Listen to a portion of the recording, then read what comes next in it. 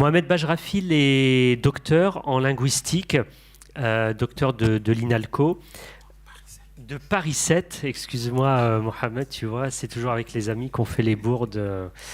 Docteur en linguistique, il a commis un ouvrage qui est très intéressant et je ne m'aventurerai pas sur le titre parce que tu évoques la langue comorienne.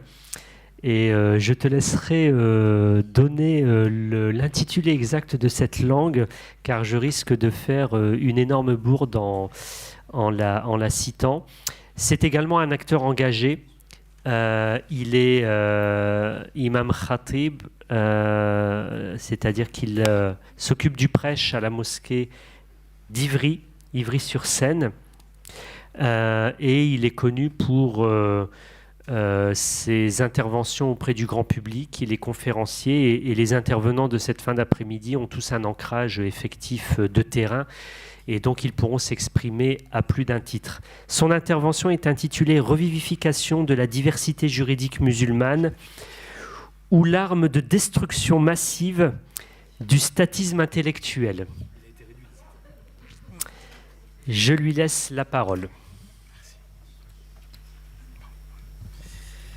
Mesdames et messieurs, cher Homero, cher Steven, je vous remercie pour cet échange qui j'espère sera utile et surtout productif de quelque chose. En réalité, le sujet, comme le dit Steven, ou le titre du sujet était beaucoup plus long, mais il va falloir qu'en moins de 20 minutes ou qu'en 20 minutes... montre en main, j'arrive à en parler de manière satisfaisante. Je ne vous le garantis pas. J'essaierai, mais encore une fois, j'ai l'habitude, comme imam, d'avoir des discours à la Castro. C'est pas le cas. Ça va pas pouvoir être le cas aujourd'hui. Le sujet global est un sujet... dont, de manière assez informelle, Steven et moi, ainsi que Homero, nous avons souvent l'occasion d'échanger autour. Et pourquoi j'ai proposé cela? J'ai un peu suivi, je m'excuse auprès de ceux dont je n'ai pas pu être présent aux présentations, ce qui s'est dit à partir de 15h et des brouettes.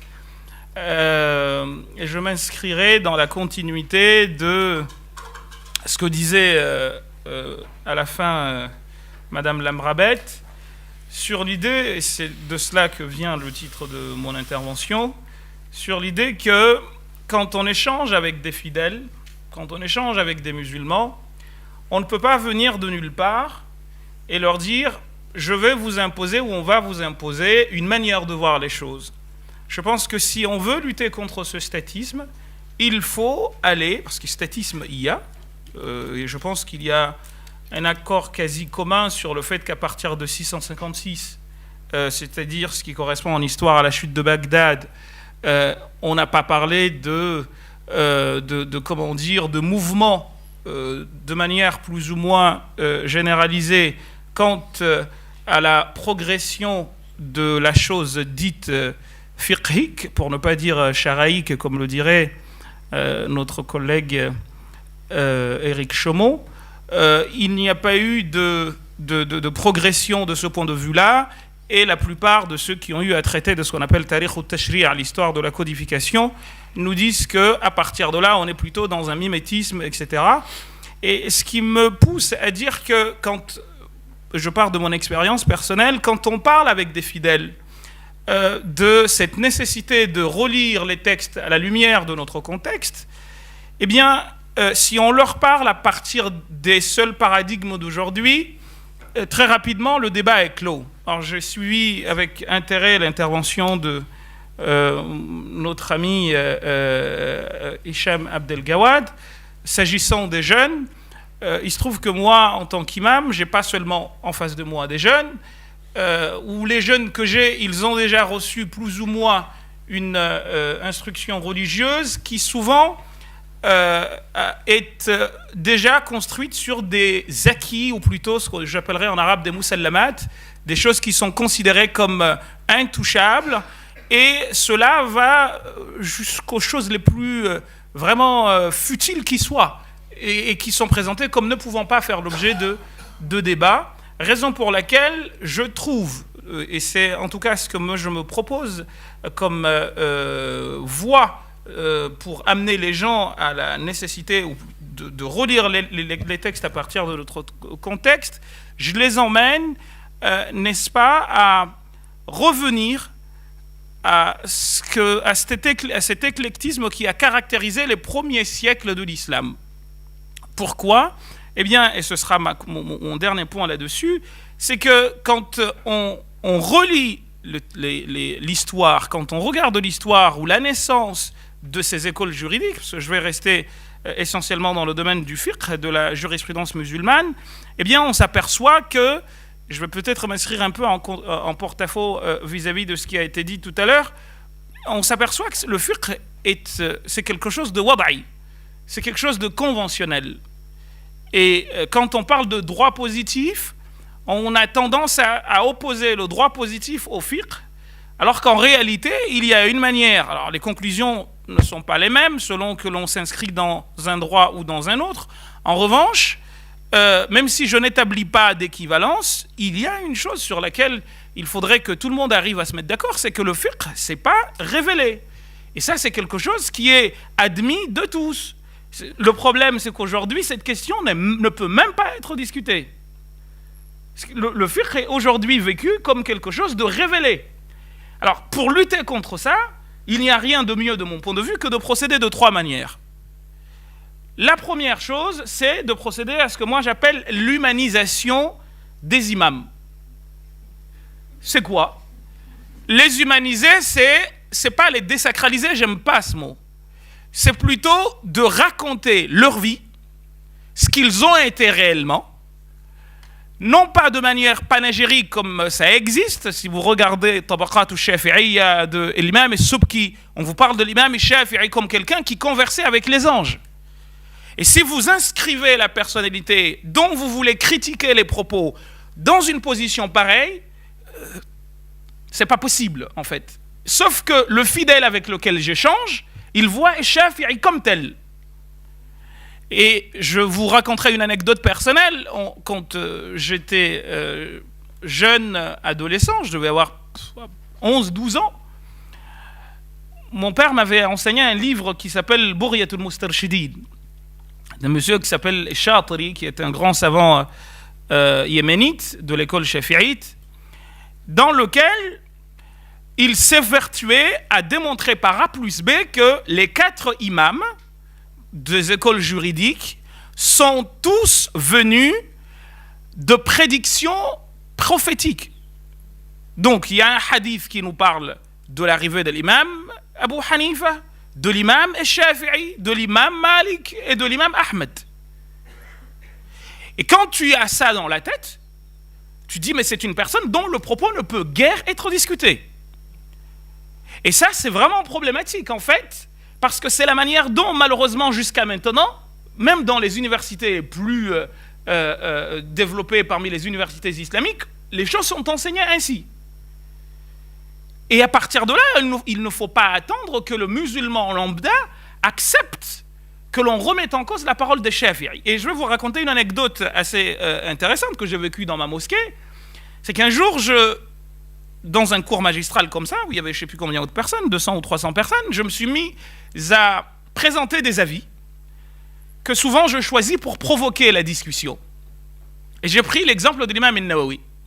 Je leur ai dit que l'imam al-Nawawi, dans un de ses livres de référence qui s'appelle Rawdatul Talibin, à la page 530, vers la fin et le début de la page 531, il dit, je cite... Ok. Ok. Il dit, je cite, on me demande de traduire, je ne vais pas, maintenant je ne dirai pas en arabe, je le dirai directement, comme ça je gagnerai du temps. Il dit, je cite, dans le chapitre 7 de ce qu'on appelle Babul At'ima, le chapitre des nourritures, que la question a été posée de savoir si on pouvait en cas de faim, vraiment une dalle, comme diraient les jeunes, de ouf, entre guillemets, ce que l'on pourrait faire finalement. Et il dit, donc ce chapitre-là porte le nom de ce que l'on a le droit de manger en cas de nécessité vitale absolue, qui est parmi les interdits. Et il dit, je cite, que, eh bien, il est admis qu'on n'a pas le droit. Ceci étant, autorisation est donnée à une personne qui n'a vraiment pas le choix, eh bien, de tuer, tenez-vous bien, la personne qui ne fait pas la prière et le manger, le kafir harbi, le mécréant combattant, Azan el-Muhsan, la personne qui commet des actes adultérins, et une personne qui a commis un crime contre un membre de notre famille. Et Nawawi dit, celui-là, on n'a même pas besoin d'aller voir le juge. Si on est dans cette situation-là, on peut le zigouiller et bouffer. Donc, je leur dis cela, et j'en rajoute, je leur dis, dans la même page, il aborde une question qui est celle de, toujours dans le même esprit, de pouvoir manger, tuer pour manger, une femme appartenant à une patrie, à une partie combattante contre la nation musulmane, entre guillemets, et les enfants. Et il dit, il y a deux avis. Un avis dit qu'on n'a pas le droit, un autre dit qu'on a le droit, et c'est l'avis de l'imam al-Ghazali, le grand Ghazali, ainsi que l'imam al-Rafi'i. Et lui, aussitôt, en dessous, il dit « وَهَذَا هُوَ الْأَصَحُّ » et ça, c'est la vue le plus sûr. Ça, c'est la vue le meilleur avis qui soit. Alors, la réaction qui a été de mes fidèles, ça a été violent. Ils m'ont dit de toute façon, c'est les ennemis de l'islam qui ont introduit cela dans les livres de l'imam Nawawi. Et là, tout de suite, tu te dis, waouh.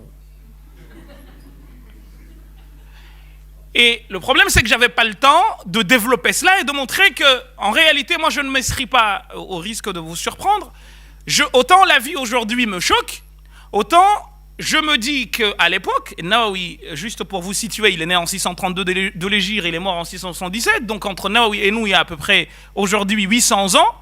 Donc je peux comprendre, pas à peu près, 600 ans exactement, 806 ans exactement, depuis sa naissance jusqu'à aujourd'hui, 807 ans. Je peux comprendre qu'à l'époque, on n'est pas la même vision de l'homme qu'aujourd'hui. Mais de là à vouloir nier que c'est pas lui qui l'a écrit, faut se réveiller tôt, quoi. C'est qu'à un moment donné, on peut pas se cacher derrière des fadaises et comment dire, et défendre l'indéfendable. C'est là où à chaque fois on est confronté à un mur. C'est qu'à chaque fois qu'on sort ces avis-là, il y en a qui te disent oui, mais tu sors les avis shadh. Alors c'est un mot qui n'a jamais été défini. Je pensais que j'allais pouvoir le faire, mais j'aurais pas le temps, parce qu'en réalité il n'y a pas de définition. C'est selon les écoles juridiques. Les hanafites par exemple n'en parlent jamais quasiment. Shadh, c'est un avis, alors je dis marginal, mais encore une fois c'est une définition qui n'est pas vraie. C'est une définition qui est vraie en littérature peut-être, mais en hadith c'est pas la même chose, en tafsir, en exégèse c'est pas la même chose, en usul al-fiqh, fondement de la jurisprudence, c'est pas la même chose.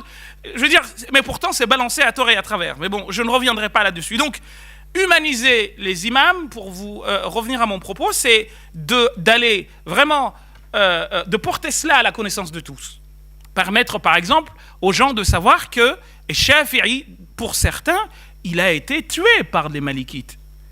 Et ça permet de situer. Alors, c'est pas la version qui est tout le temps avancée, ni même la version peut-être sérieuse, mais il existe des versions qui disent que c'est Ashhab, l'élève de Malik qui était égyptien, qui aurait poussé des gens à aller frapper Shafi'i, et Shafi'i en serait mort. En tout cas, El-Bajouri, qui n'est pas un enfant de cœur, c'est un des plus grands Cheikh al-Azhar du 19e siècle, le note dans son livre intitulé Hashiyatul Bajouri, très connu, la glose de la glose d'Ibn Qasim al-Ghazi. Donc, une manière de vous dire que si on va dans ce sens, eh bien, les gens se réveillent, en fait. Oh, attendez, on n'est pas en train de parler d'un messager, on est en train de parler d'un homme en tant que tel. Un dernier point là-dessus, j'ai eu également à raconter à certains de mes étudiants ce propos de Nawawi, et il y en a beaucoup qui se sont levés qui m'ont dit je ne veux plus rien entendre de lui, c'est fini. Quelqu'un dont l'esprit a pu produire des atrocités pareilles, c'est quelqu'un dont je ne peux rien entendre. Je leur ai dit oui, mais ton tort serait d'oublier que c'est un homme avec tout ce que cela suppose. Parce que ce qu'on t'a dit de lui jusque-là, c'est que c'est quelqu'un qui n'a pas eu le temps de se marier, En effet, à 45 ans, il est mort et sa mère lui aurait dit « Pourquoi tu t'es pas marié ?» Il a dit « Maman, j'ai oublié. » Parce qu'il était en train d'écrire des bouquins, on nous dit qu'il a écrit plus de feuilles qu'il n'a vécu de jours. Donc, c'est, si vous voulez, l'idée qu'on nous présente, pas qu'on nous vend, mais c'est l'idée qu'on nous dit de Nawawi. Mais quand on se situe dans son temps, on va s'apercevoir que c'est pas aussi vrai que ça, qu'il y avait des bisbilles de son temps, qu'il a eu des gens qui se sont opposés à lui, qui l'ont dénoncé et qui ne voulaient pas de lui. Et en réalité, cela peut s'appliquer à l'ensemble des imams de l'islam. Donc, humaniser les imams, c'est cela, c'est raconter de manière neutre ce qu'ils étaient véritablement. Deuxième point, c'est la réintroduction au goût du jour des références originelles. Qu'est-ce que ça veut dire pour moi?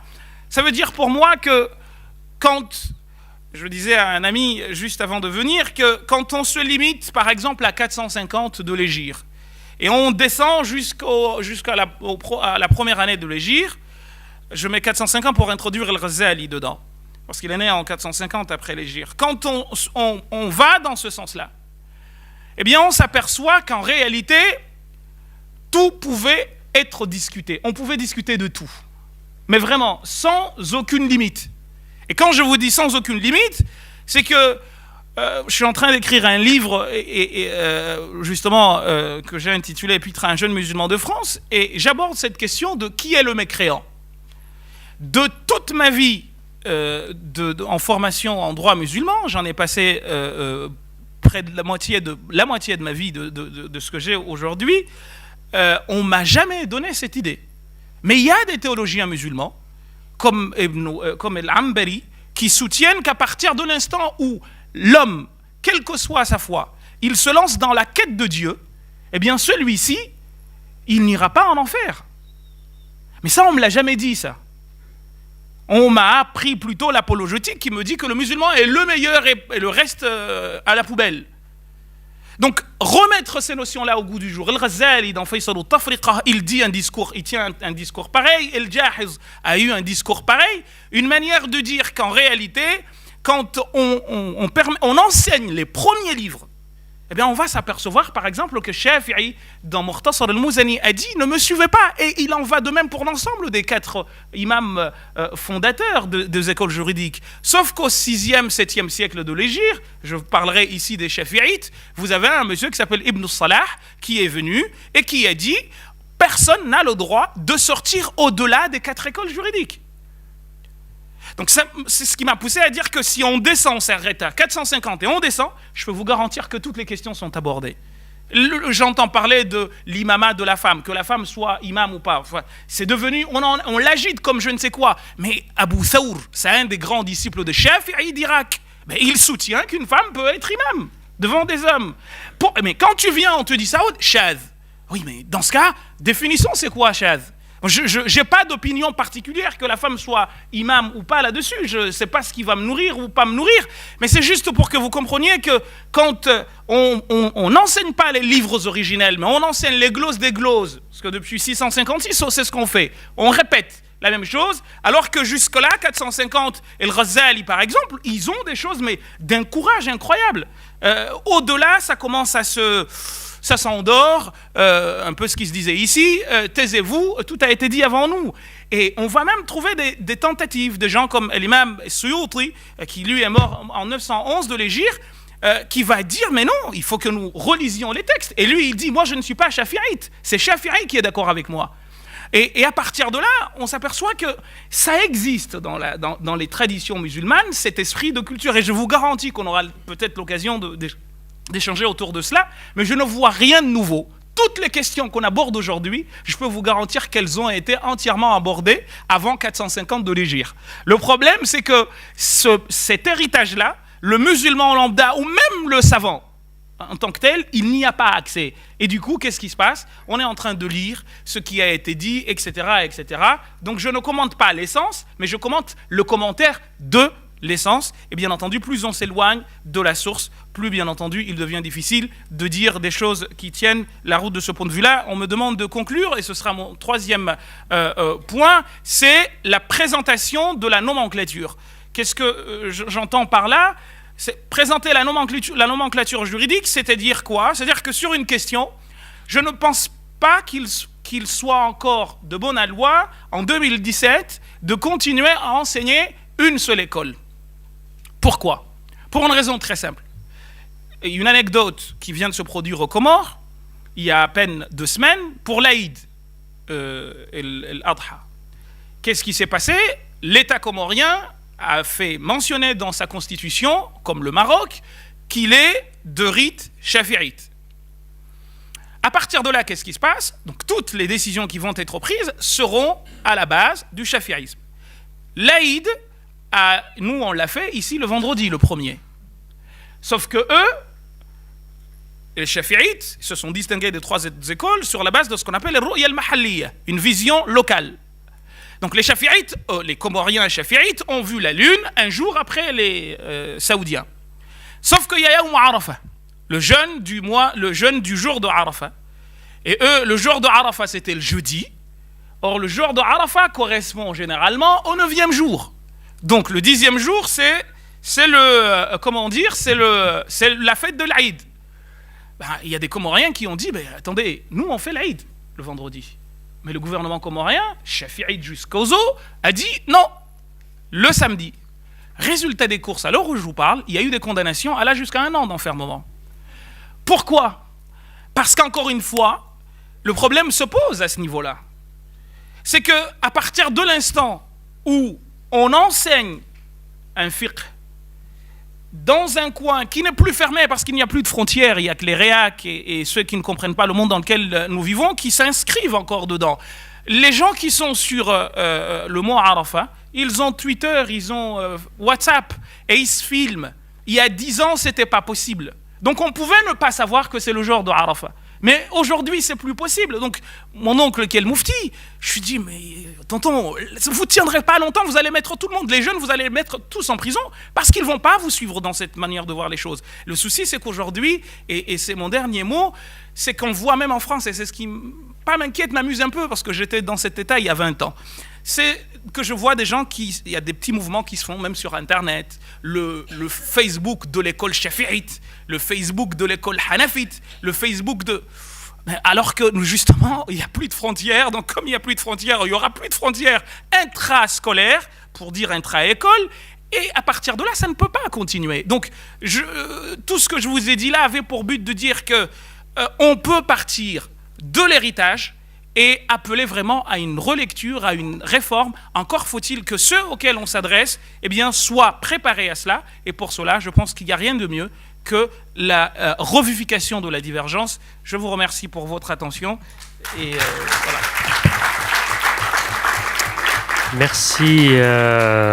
Merci cher Mohamed, pour cette intervention dense.